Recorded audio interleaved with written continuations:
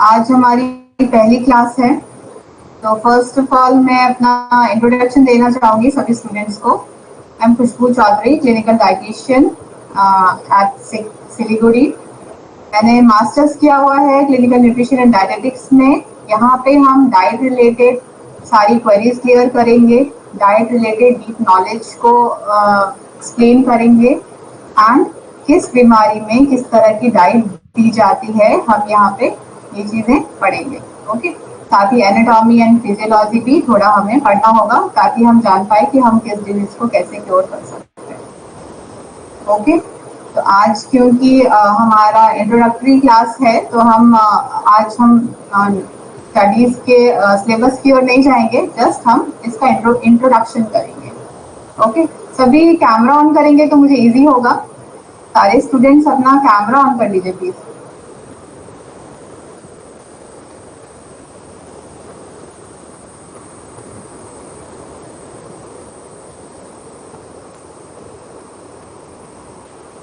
संतोष, Meenakshi, okay. आपने diet के बारे में कुछ सुना है? डाइटिशियंस कैसे काम करते हैं एंड न्यूट्रिशनिस्ट कैसे काम करते हैं, इनके बीच में डिफरेंस क्या होता है, ये डिजीज के अकॉर्डिंग डाइट को कैसे चेंज करते हैं, ऐसा कुछ सुना है? कोई बताना चाहेगा? पहले अपना नाम बताइए, थोड़ा आप क्या काम कर रहे हैं, ऐसा कुछ बताइए। इंट्रोडक्शन सब वन बाय वन। के मीनाक्षी, आपसे स्टार्ट करते हैं।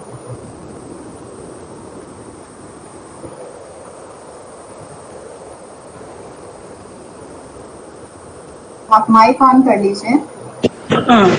Mom, my name is Meenakshi. I am a housewife. Okay,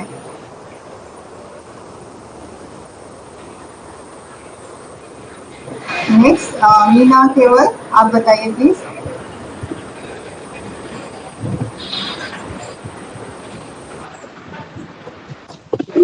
मेरा नाम मीना है, मैं योगा कोच हूँ और फिंगरप्रिंट एनालिस्ट हूँ।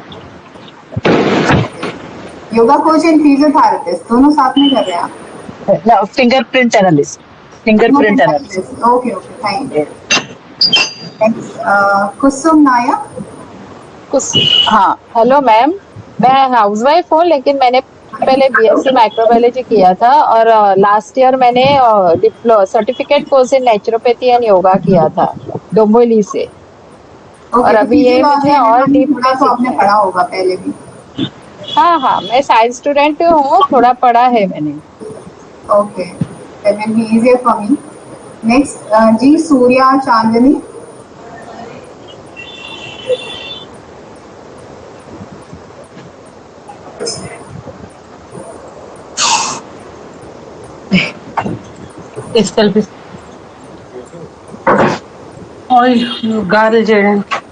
हेलो सूर्या चांदनी, आप बताइए अपने बारे में, क्या करते हैं?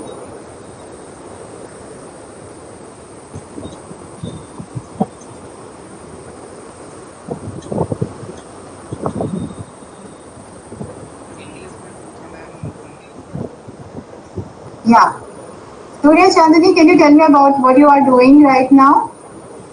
Like, are you a housewife or what you're working, like, what do you work with? Is offline now. Okay. Okay, तो हम स्टार्ट करते हैं। डाइट हमने सुना होगा, बहुत तरह की डाइट है आजकल, मॉडिफाइड डाइट्स बहुत तरह की आ गई है मार्केट में, लेकिन बेसिकली जो उसका फंक्शन है वो बैलेंस डाइट पे ही काम करता है। उनके न्यूट्रिशनल, या Surya Chandni, can you tell me about you, what you are doing?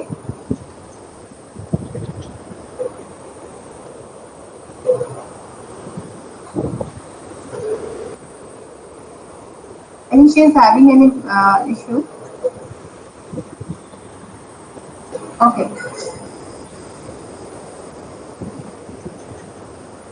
Language कौन सा आप लोग को कंफर्टेबल होगा, बायलिंगुअल या हिंदी इंग्लिश, किस में कंफर्टेबल आप समझ पाएंगे? बोथ मैम, हिंदी इंग्लिश दोनों चलेगा। ओके, बायलिंगुअल में करते हैं। English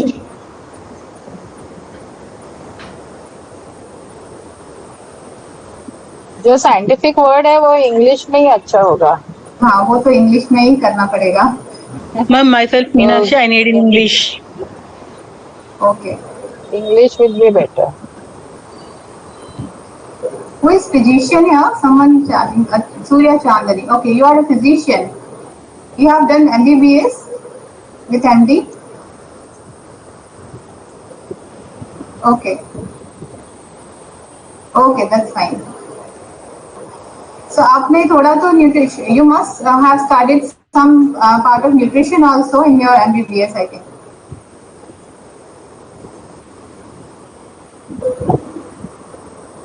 Okay. So here we will describe about diet, clinical diet. Okay. First of all, so mainly जो normal people use करते हैं, जिनको कोई बीमारी नहीं है, that is balanced diet. जिनको ना वेट गेन करना होता है ना जिनको वेट लॉस करना होता है, उनके लिए कौन सी डाइट रिकमेंडेड है? That is balance diet. Okay, अगर किसी को वेट लॉस करना है, वहाँ पे हम लो फैट डाइट या मॉडिफाइड डाइट, बहुत तरह की वेट लॉस करने की डाइट होती है। अगर किसी को डायबिटीज है तो वहाँ पे भी प्रपोर्शन होता है फैट का, कार्ब्स का, कॉम्प्लेक्स कार्ब्स का, उस हिसाब से मॉडिफाइड डाइट करके उसको डायबिटिक डाइट बोलते हैं। अगर किसी को किडनी की इशू है, रीनल इशू है, वहाँ पे हम पोटाशियम सोडियम उनका चेक करके, ब्लड लेवल्स चेक करके उनको potassium restricted diet, sodium restricted diet देते हैं, जिससे उनका लेवल्स नॉर्मल रहे। एंड नेक्स्ट अगर हम एग्जांपल ले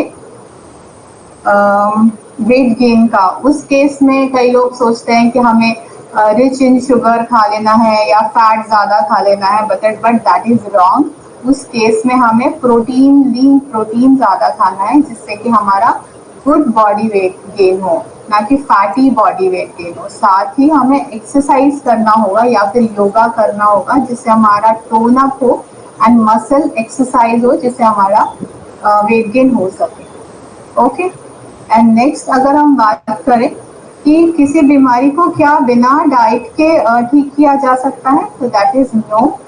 हम बिना डाइट चेंजेस के किसी भी बीमारी को ठीक नहीं कर सकते, सिर्फ ड्रग के थ्रू हम ठीक नहीं कर सकते। ये एक साथ में चलने वाला पार्टनर है जो ठीक करने में हेल्प करता है। ओके, तो अगर हम थेरेप्यूटिक डाइट की बात करें, जो बीमारी को ठीक करने के काम आता है, दैट इज थेरेप्यूटिक डाइट, उसको हम थेरेप्यूटिक नाम देते हैं। इसमें हम मील प्लान्स करते हैं, पेशेंट के हिसाब से मील प्लानिंग होती है, उनकी ब्लड रिपोर्ट के हिसाब से मील प्लानिंग होती है, एंड उनके जो लेवल्स हैं कोलेस्ट्रॉल, ये सब चेक करने होते हैं फर्स्ट, उसके बाद ही हम उनके मील प्लानिंग्स करते हैं। इसमें फिजिशियंस हमारी हेल्प करते हैं समटाइम्स। अगर उनकी कोई ड्रग चल रहा है, उस ड्रग में हमें उनके ड्रग्स देखने होते हैं कि किस तरह से उन्होंने ड्रग्स लिखी है, तो हमें उस ड्रग्स के साथ कौन सा फूड नहीं देना है वो भी हमें देखना होता है। ओके, तो यूजुअली हमें बहुत चीज़ें साथ में देख के चलना है, पेशेंट का बॉडी वेट, पेशेंट का डिजीज, पेशेंट का ड्रग्स क्या चल रही हैं, वो अभी बेड रिडन है या मूवेबल है, ये सब चीज़ें हमें देख के उनका डाइट प्लान करना होता है। ओके, तो फर्स्ट ऑफ ऑल हम यहाँ पे थेरेपेटिक डाइट में तो मील प्लानिंग करेंगे, हम मंथली वाइज करते हैं कि फर्स्ट मंथ में अगर पेशेंट को हमें देना है तो हम फर्स्ट मंथ उसको डाइट प्लान देते हैं, उसको काउंसिल करते हैं। डाइट प्लान देना is basic thing, but counselling part बहुत ही इंपॉर्टेंट है। जो हमने डाइट प्लान दे दिया, बहुत सारा जो अच्छे से डाइटिशियन लाइक जो प्रॉपरली कोर्स नहीं करके आते हैं, वो जो डाइटिशियंस होते हैं वो डाइट चार्ट तो दे देते हैं कहीं से कॉपी करके कुछ करके, लेकिन जो काउंसलिंग पार्ट है वो सही से नहीं कर पाते, जिससे कि पेशेंट उसको फॉलो नहीं करता। और अगर जब सही से वो फॉलो नहीं कर पाएगा, उसको समझ नहीं आएंगी चीज़ें, तो वो ठीक नहीं होगा। वो जो हमारा टारगेट है उसका लेवल्स को कंप्लीट करने का, अचीव करने का, वो नहीं कर पाएगा। तो मेन पार्ट है आपका काउंसलिंग अच्छा होना चाहिए। आप कितने अच्छे से पेशेंट को एजुकेट कर पाते हैं, जो आप बोल रहे हैं वो समझ रहे हैं कि नहीं। जैसे आप अगर बोल रहे हैं कि ऑरेंज नहीं खाना है किसी रीनल पेशेंट को, तो बस उसके दिमाग में ये नहीं होना चाहिए मुझे ऑरेंज नहीं खाना। आपको उसको समझाना पड़ेगा कि क्यों नहीं खाना, आपने उसका क्यों ऑरेंज रोका है, किस रीजन से रोका है, पोटेशियम की वजह से रोका है या फिर उसको शॉर्ट थ्रोट की वजह से रोका है, किस रीजन से रोका है वो उसको समझाना पड़ेगा और कितने टाइम बाद वो फिर से खा सकता है, वो चीज़ें उसको समझानी पड़ेगी। तो आपका काउंसलिंग पार्ट बहुत इम्पॉर्टेंट होना चाहिए। आपको पेशेंट से बात करके उनका हिस्ट्री लेनी होती है फर्स्ट, कि वो डाइट कैसी खा रहा है, उसमें क्या प्रॉब्लम्स हैं। फर्स्ट ऑफ ऑल मैं सीक्वेंस बताती हूँ, हमें जो काउंसलिंग करना होता है उसमें सीक्वेंस क्या होता है। फर्स्ट ऑफ ऑल पेशेंट अगर ओपीडी में है, आउट पेशेंट है जो हमें सिर्फ काउंसिल करने के लिए आया, आप हॉस्पिटल में नहीं है, सिर्फ काउंसलिंग डाइट के लिए हमारे पास आया है, तो आपको क्या करना है, फर्स्ट आपको उसका डाइट हिस्ट्री लिखना है। डाइट हिस्ट्री मतलब आप कैसी डाइट खा रहे हैं। अगर मैं आपसे पूछूं आप डाइट कैसी खा रहे हैं, दैट मीन्स मॉर्निंग से लेकर नाइट तक, मतलब अर्ली मॉर्निंग जो आप वाटर ले रहे हैं। या सर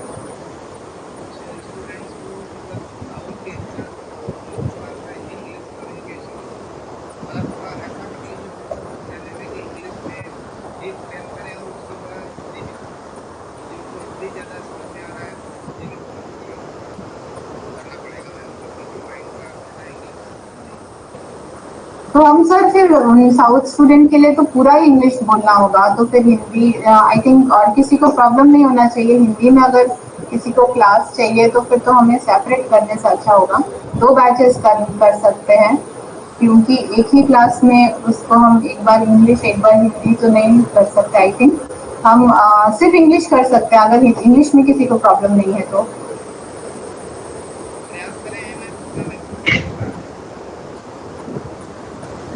ओके, देन अभी हम बाइलिंगुअल ही कर रहे हैं, नेक्स्ट क्लास से हम थोड़ा सिर्फ इंग्लिश या सिर्फ ऐसा कर सकते हैं। अभी थोड़ा मैं इसको कंटिन्यूटी करती हूँ जो बाइलिंगुअल है। तो हमें फर्स्ट ऑफ ऑल क्या करना है, डाइट हिस्ट्री लेनी है पेशेंट की। First we have to take their diet history from morning to night, what they are having in their meal. Okay, first from starting from their tea, coffee and whatever she is having or he is having in your early meal, first meal. Okay, that is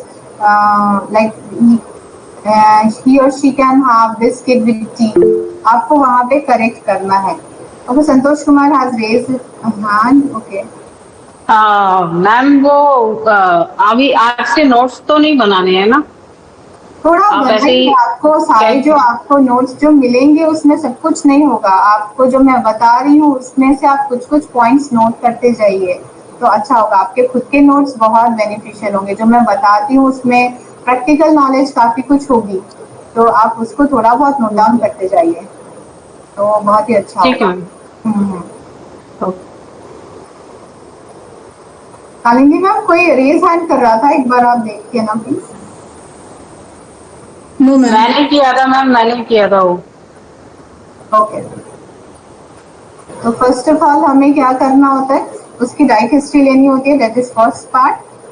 उसका जो meal planning है वो हमें note down करना है, वो कैसे खा रहा है। जब आप प्रैक्टिस में आ जाएंगे तब आपको मेंटली आप दिमाग में रहेगा कि अच्छा अच्छा ऐसे खा रहा है, आपको नोट डाउन करने की जरूरत नहीं पड़ेगी। फर्स्ट ऑफ ऑल आपको नोट डाउन करना है, उसके बाद आपको उसका मॉडिफिकेशन करना है, उसी के जो लाइफस्टाइल है, उसका जो प्रोफाइल है, जॉब प्रोफाइल, उसके हिसाब से आपको मॉडिफाई करना है। अगर वो नाइट शिफ्ट में है या फिर अगर लंच टाइम का उसको टाइम नहीं मिल रहा, मिड मॉर्निंग का टाइम नहीं मिल रहा, तो उसको उसके अकॉर्डिंगली आपको मॉडिफाई करना होगा। तो उनके टाइमिंग्स, मील टाइमिंग्स आपको नोट डाउन करने हैं। उसके बाद आप मॉडिफाई कीजिए किसके लिए वो डाइट प्लान चाह रहे हैं, वेट लॉस के लिए चाह रहे हैं, डायबिटिक। आज के केस में diabetic is a kind of pandemic, like इतना ज्यादा हो गया है वर्ल्ड वाइड कि आपको हर घर में एक डायबिटिक ऑलमोस्ट मिल जाएगा। ठीक है, क्योंकि ओबेसिटी का केस इतना ज्यादा है, ओबेसिटी के साथ ये लिंक्ड है डायबिटीज। ओके, तो आपको मैक्सिमम पेशेंट डायबिटीज के मिल सकते हैं। आजकल स्पेसिफिकली डायबिटिक क्लिनिक्स भी होती है, तो वहाँ पे आपको मेनली डायबिटिक के पेशेंट्स मिलेंगे। तो आपको उसके अकॉर्डिंग डाइट चेंज करनी है। अगर पेशेंट रीनल है या फिर दूसरा केस है तो उसके अकॉर्डिंग उसकी चेंजेस करने हैं। वो जो खा रहे हैं, जो गलत खा रहे हैं, डाइट हिस्ट्री में आपको पता चलेगा आप वो क्या गलत खा रहे हैं, उसको आपको चेंजेस करने हैं वहाँ पे जब आप डाइट प्लान करेंगे। ओके, एंड रेज हैंड करिए कितने इंग्लिश में चाह रहे हैं। अभी थोड़ा मैं इसको इंग्लिश में एक्सप्लेन कर दूंगी। कितने स्टूडेंट्स हैं? How many students want in English explanation? How many students are there? Can kindly raise their hands? One. Only English. They can, who don't understand any English, Hindi. Okay. Okay. One student is there who is not understanding Hindi. Okay. Then Ms. Meenakshi, I'm explaining you in shortly. Like every day when a patient comes, what is the sequence of your diet planning? First is you have to take their diet history, how is having their diet every day, and you have to change accordingly their schedule and their work and their disease and body weight. Okay, first when patient comes, sister gives all parameters, vitals like blood pressure and weight. With BMI, they give send us with all these records, and Okay. then you have to modify you have to plan your diet. Okay, patient's diet. Okay, ma'am. Okay. Then you have to ask your patient, please kindly, they have to carry their blood reports. Without blood reports, you can't judge their like parameters. So they have to carry their blood reports if they have. If they don't have, if you think they need some blood parameters like blood sugar and hemoglobin, these are some important parameters which we need during calculations and planning. So you have to ask for that. They have to do that check test. After that, you can they revisit you. Okay. Okay, ma'am. Okay, ma'am. So two parameters, you have to ask patient two things and priority: blood sugar level and hemoglobin. Okay. And I prefer HbA1c test. There are three types of blood sugar levels. Okay. One is fasting. You must listen that what about blood fasting. Second is PP. Third is HbA1c. So I prefer HbA1c because this kind of test tests about previous 3 months how it was your blood sugar level.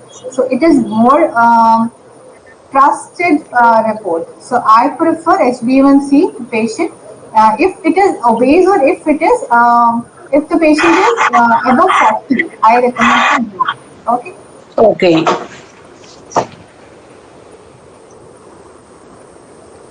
Okay, any question in this? Yeah, okay, Meenakshi, please ask your question. Ma'am, how to talk with the person to came to know the nutrition about his health? Sorry? How to talk or collect the information to guide his to take a proper nutrition? What information we have to collect from the person who came to us? Okay. First, you have to ask about the complication, what complication he or she is having, what problems he or she is having. First of all, when you get your patient, you have to know about his or her weight, his or her height, and third thing, you have to know about what complications he or she is having. So after that, you can ask accordingly about what problem she is having, what tests you need to require. When you go through your physiology, anatomy, and diet part, you will understand what test you will need according to patients. You will understand accordingly. Yes. If patient is complaining, like I'm giving an example, if patient is coming, I'm having pain in my foot, he is obese and is having pain in foot, you have to check it is swollen or redness is there, then he must to go for uric acid test. It must be a reason of elevated uric acid. So if it is high in test, it is high uric acid, then you have to modify his or her diet accordingly. Then you have to increase the water level, because uric acid is what? You know about that? No, mom, I don't know. Doubt.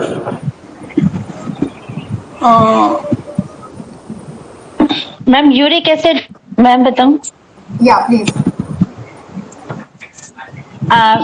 Ma'am uric acid में जब हमारी जो kidney है वो पानी को अच्छे से फिल्टर करने में जब नाकामयाब हो जाती है तो शरीर के अंदर वो विजातीय द्रव जो वो जमा होने लग जाता है, उसे यूरिक एसिड कहते हैं। हाँ जी, ये एक बाई प्रोडक्ट है जो भी हम खाना खाते हैं जिसमें कि प्यूरिन होता है, ठीक है। प्रोटीन का ही एक पार्ट कह सकते हैं, इट इज प्यूरिन एक्चुअली। तो प्यूरिन जो भी हम खाना खाते हैं उसमें जिसमें भी प्यूरिन होता है, जैसे कि फ्लेश में ज्यादा होता है, चना छोला राजमा में ज्यादा होता है। तो जब हम ये खाते हैं तो हमारी बॉडी में यूरिक एसिड बनता है, उसका बाय प्रोडक्ट लाइक उसका वेस्ट बनता है, ठीक है। तो उसको बॉडी से हमें निकालना होता है। तो एक ये बाकी लोग म्यूट कर लिया कीजिए ना, तो वॉइस मैम की क्लियर है। आप लोग अनम्यूट छोड़ देते हैं तो आवाज नहीं आती। तो जब हमें उसे अब जितने भी वेस्ट बनते हैं उसको बॉडी से निकालना होता है, ठीक है। अदरवाइज वो हमारी बॉडी के लिए टॉक्सिक होता है, हमें बीमारियां करते हैं। तो उसको निकालने का तरीका है यूरिन करना। पेशाब करेंगे तो हमारा यूरिक एसिड बाहर निकलेगा। तो पेशाब करने के लिए हमें ज्यादा फ्लूइड खाना पड़ेगा, लाइक वाटर लेना पड़ेगा। तो एक्स्ट्रा वाटर इनटेक करना पड़ेगा जिससे कि हमारा यूरिया बाहर निकले, यूरिक एसिड बाहर निकले, ओके। एंड कभी कभी क्या होता है, हमारा नीचे की बॉडी में, लोअर बॉडी में ग्रेविटेशन की वजह से, जैसे कि लोअर बॉडी में वो प्रेसिपिटेट हो जाता है, जमा हो जाता है। तो फिर वहां पे जाके इकट्ठा हो जाता है और वो हमारी बॉडी में सर्कुलेट नहीं होता और यूरिन से नहीं निकलता। अगर आपके पैर में स्वेलिंग आ गया, रेडनेस हो गया, तो आपको क्या करना है, कोशिश करना है ज्यादा टाइम तक लेटने का। जब भी लेटे हैं तो पैर को एलिवेट करना है, 2-3 तकिया आप लगा लीजिए पैर। अगर आपकी बॉडी ऐसी है, आपका लेग ये है, तो आपको लेग को थोड़ा ऊपर रखना है जिससे कि जो ब्लड सर्कुलेशन है वो बाकी बॉडी की तरफ आए, ओके।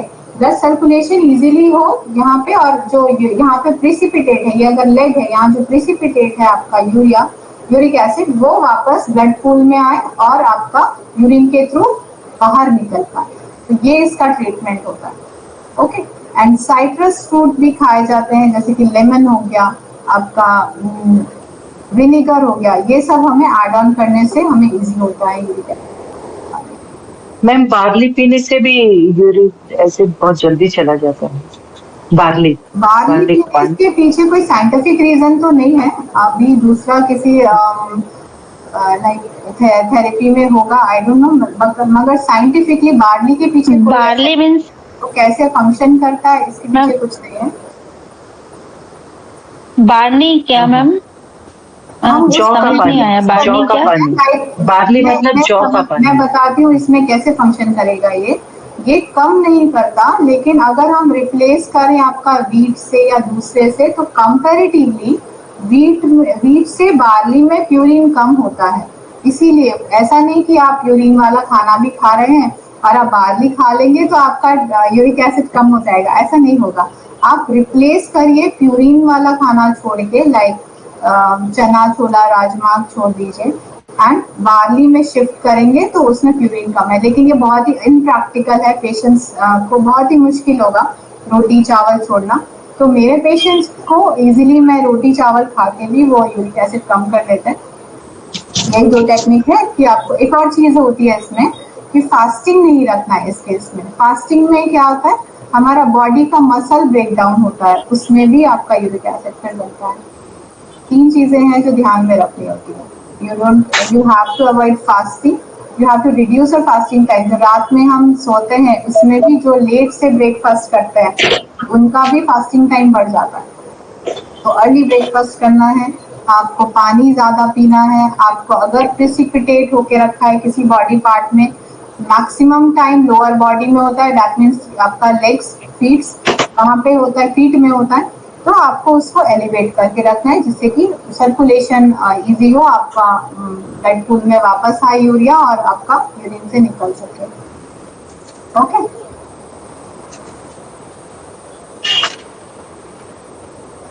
हाँ बताइए मीनाक्षी जी।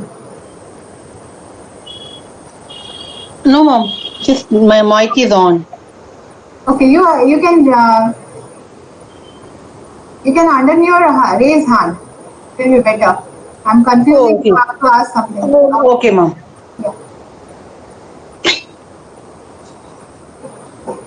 ओके, तो ऐसे हर एक बीमारी के लिए ट्रीटमेंट है, बहुत ही इजी और प्रैक्टिकली हमें देना होता है ताकि वो उसको फॉलो करे पेशेंट। तो उसके लिए आपको डीप नॉलेज होनी चाहिए डाइट की एंड फिजियोलॉजी एनाटॉमी की, जिससे कि आप मॉडिफाई कर सकें डाइट को।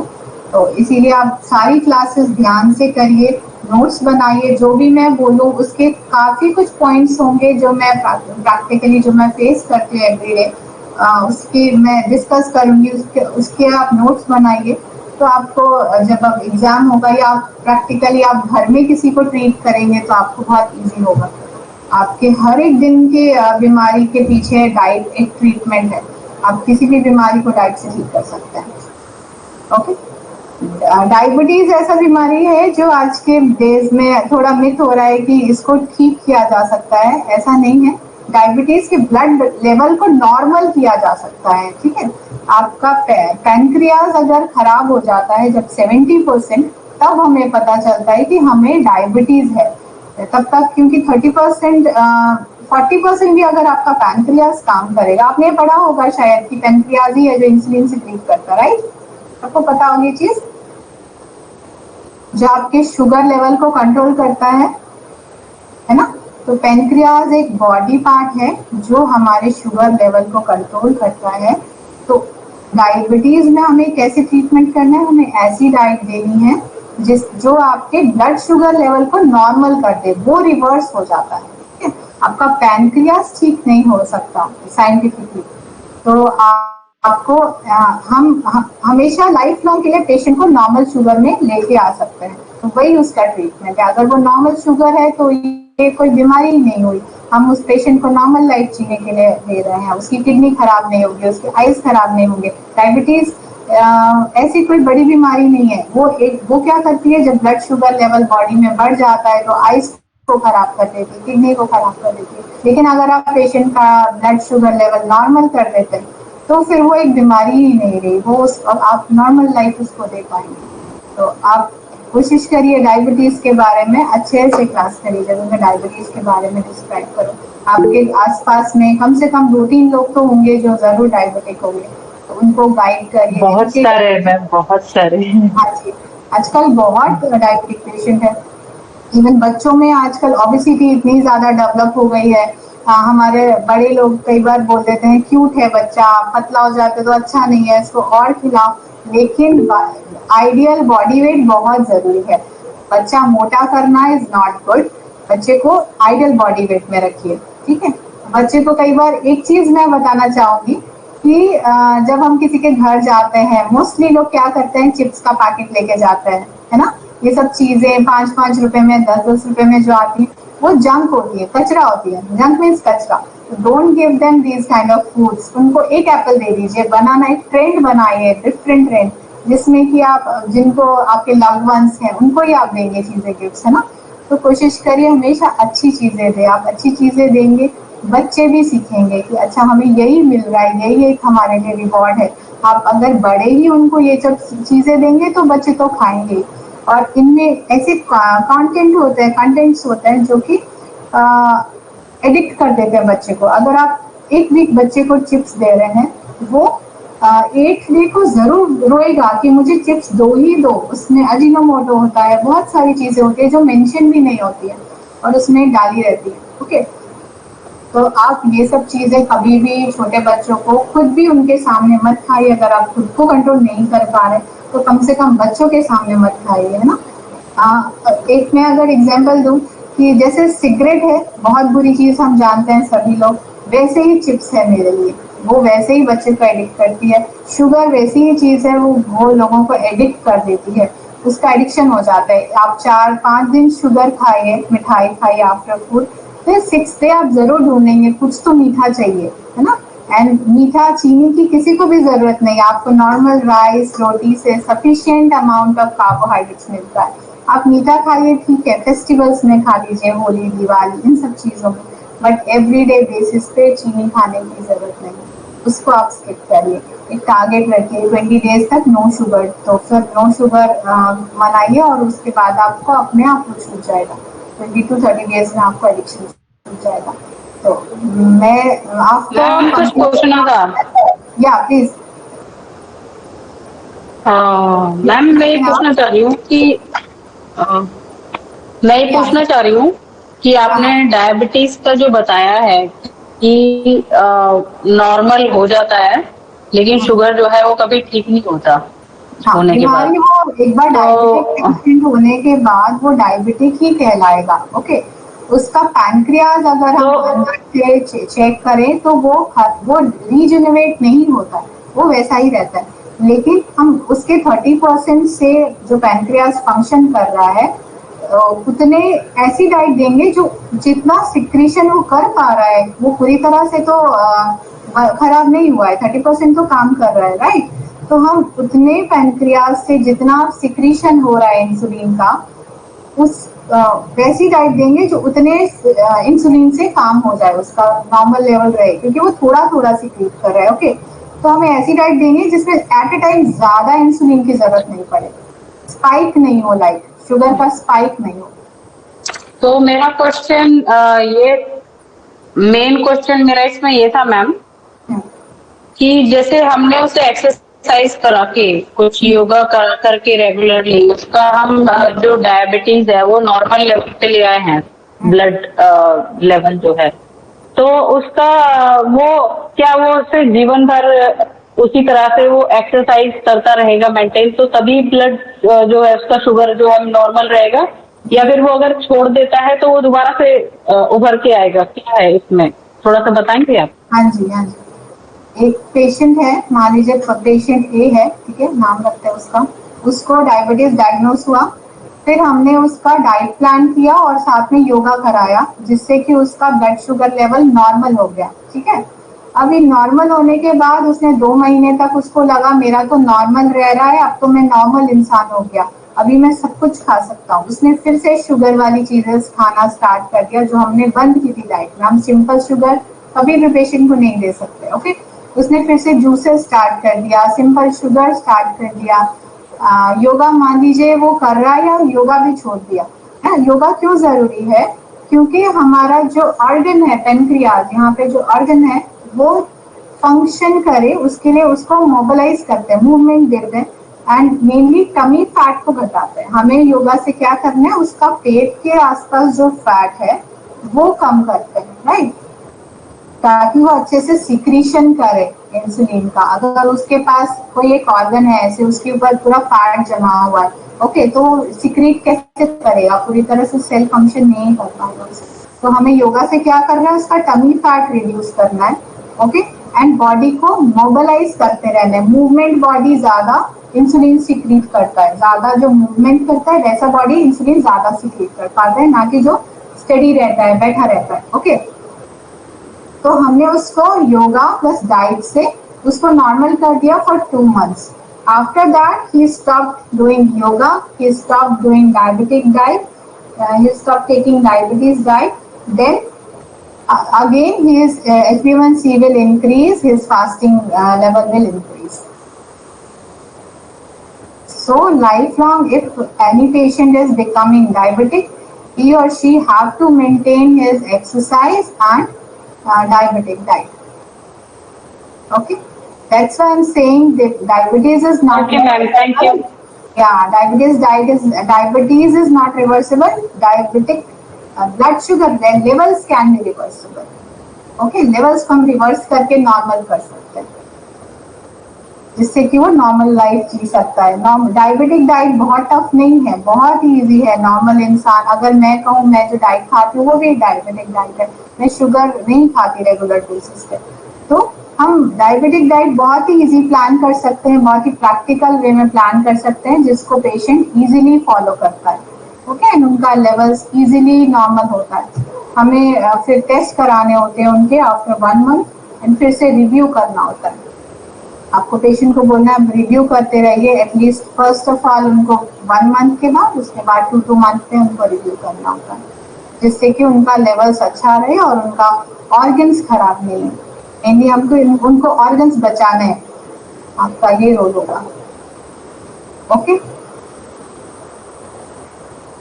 कोई डिजीज डिस्कस करते हैं क्योंकि आज तो हम ज्यादा पढ़ेंगे नहीं, कोर्स में नहीं जाएंगे, तो आपके घर का कोई डिजीज डिस्कस करते हैं, किसी का घर का कोई डाइट रिलेटेड प्रॉब्लम डिस्कस करते हैं।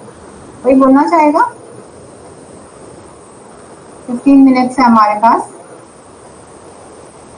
मैम यूटीआई का क्या सीन होता है?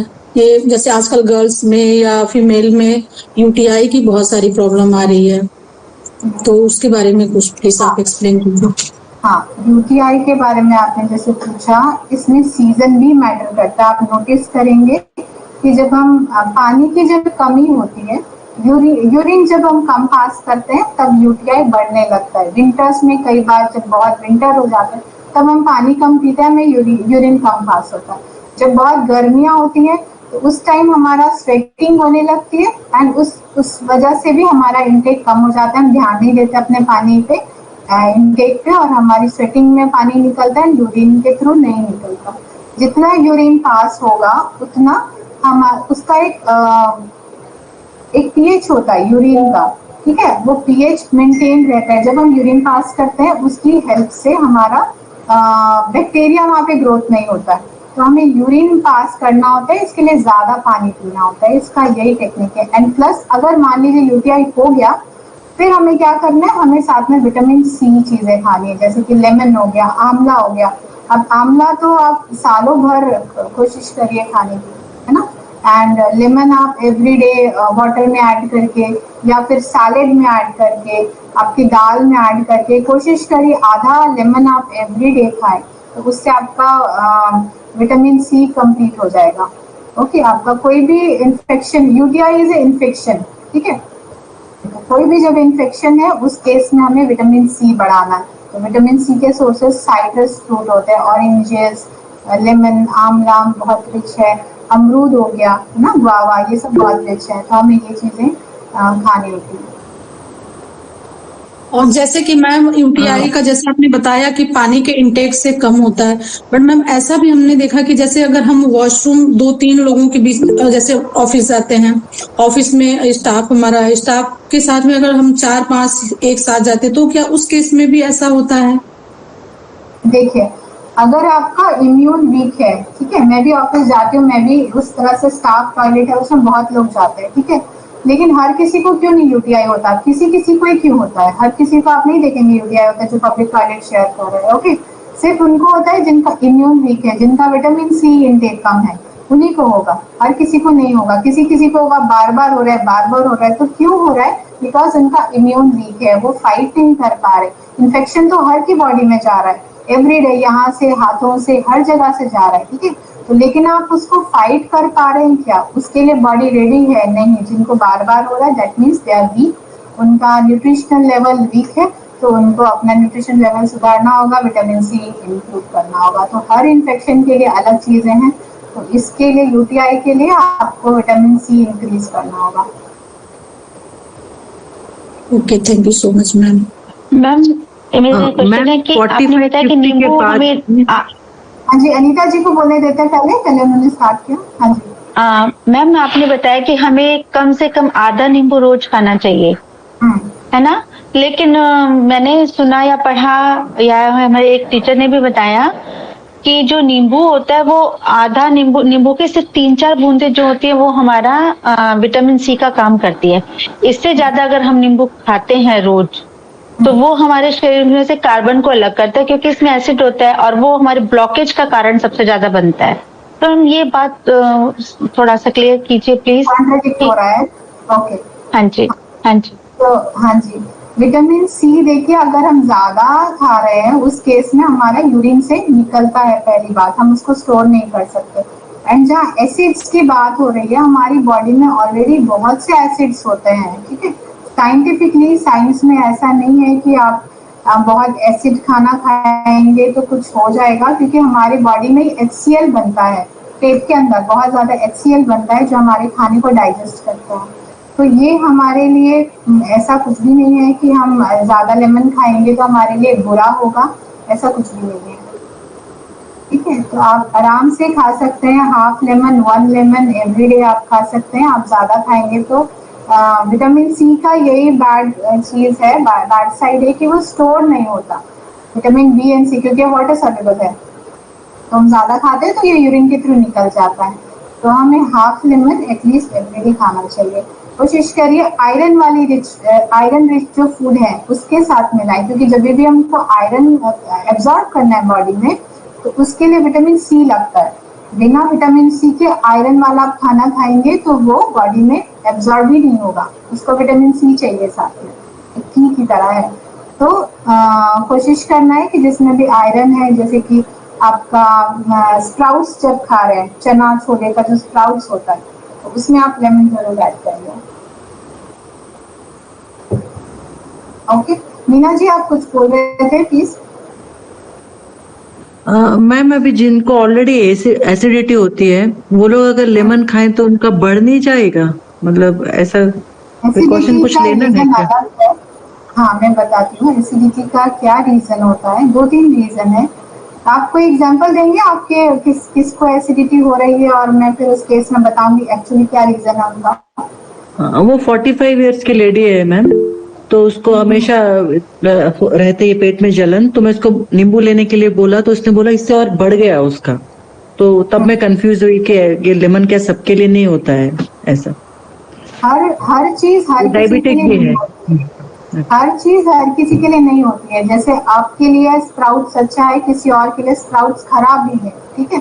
रीनल पेशेंट के लिए नहीं है, जिसको यूरिक एसिड हो रखा है उसके लिए नहीं है। तो ऐसा नहीं है कि हर चीज हर किसी के लिए अच्छी है, और जो किसी के लिए खराब है, जैसे अगर उनके लिए लेमन खराब है तो आपके लिए खराब भी है, ऐसा नहीं है।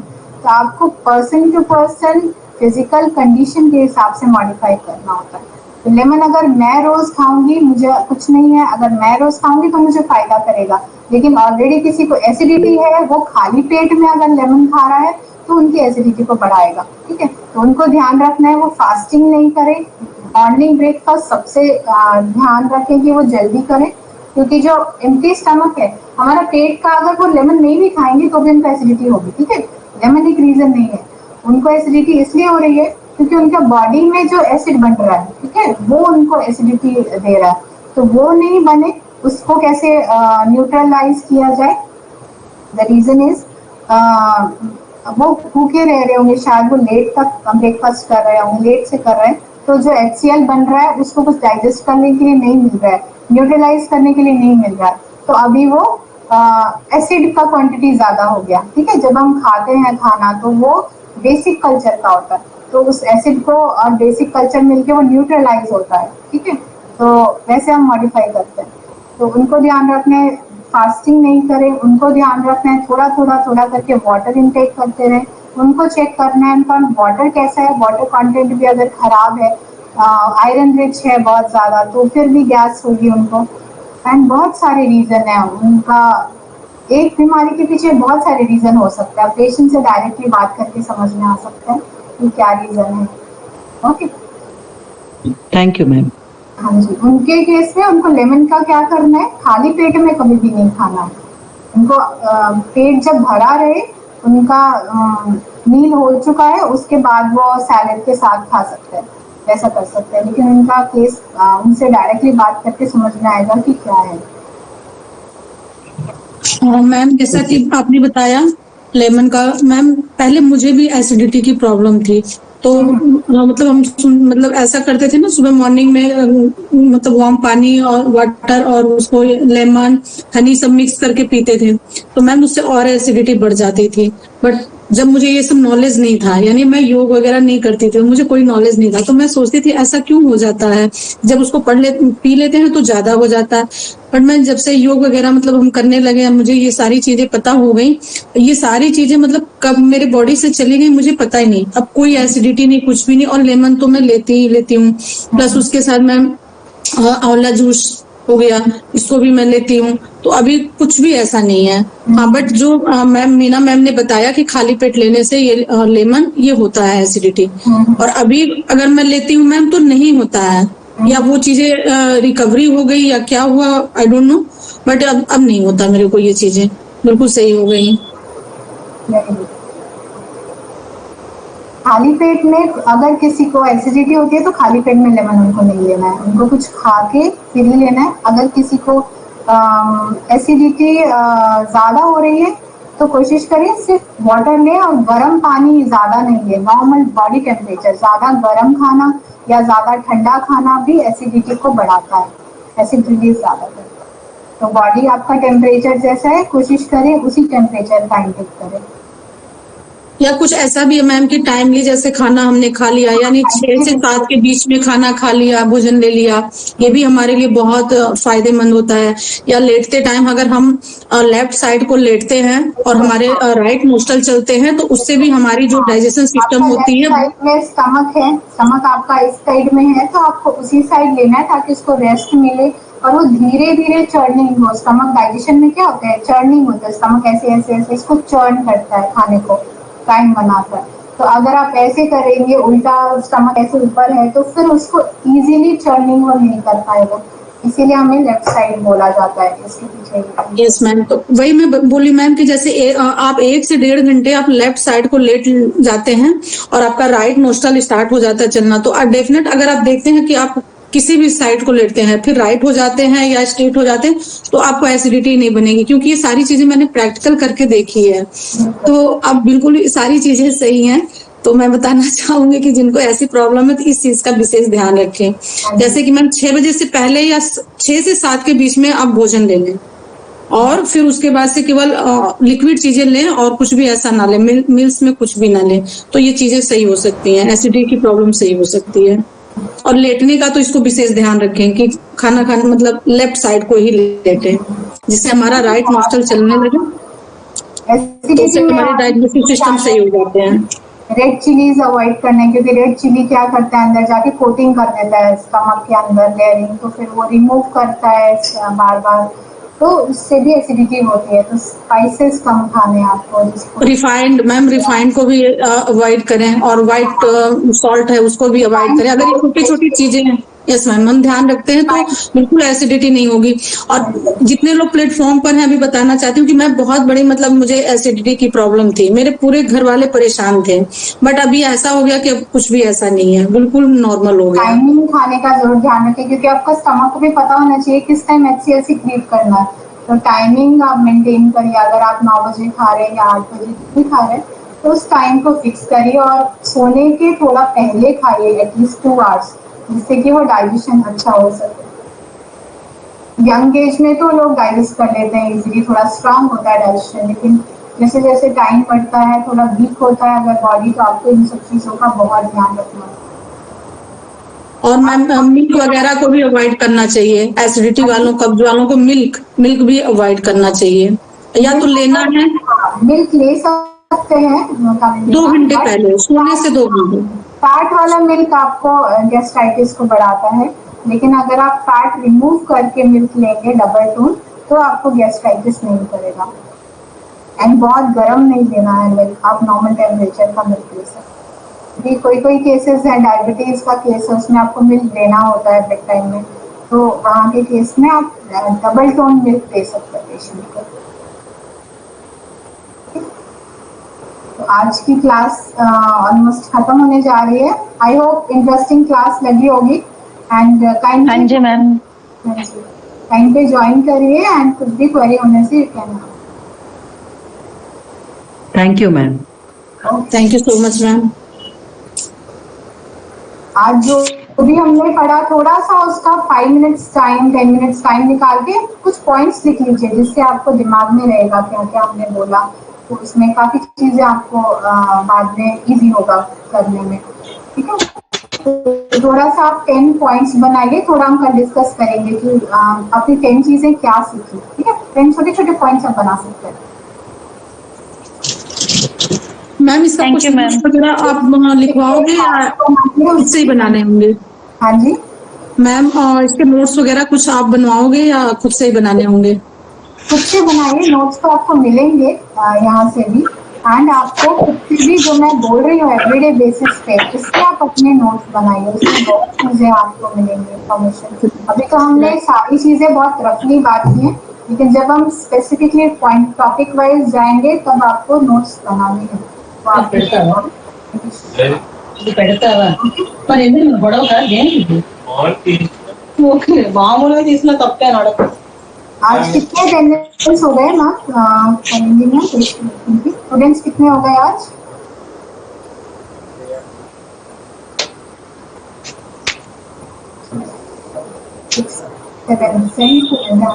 सात आठ है शायद, है ना? 9 तक है मैम, आपको मिला आपको छोड़ के। ओके नहीं 8 दिख रहे हैं मुझे तो ना, नहीं 2 3 4, हाँ 9 ठीक है 9 है मैम।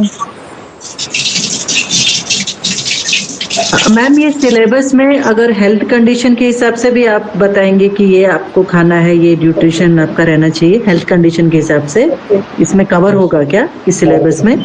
हाँ, थोड़ा हम उसमें भी कवर करेंगे क्योंकि प्रैक्टिकली वही आपको काम आएगा। हेल्थ कंडीशन में क्या होना चाहिए, किस बीमारी में क्या फॉर एग्जांपल डायबिटीज और हाई बीपी है तो हमारा क्या होना चाहिए, इस तरह तो से। मैं काफी चीजें आपको क्लास में बता दूंगी, वो आप खुद से नोट करेंगे, काफी इन्फॉर्मेशन आपको मिल जाएगी।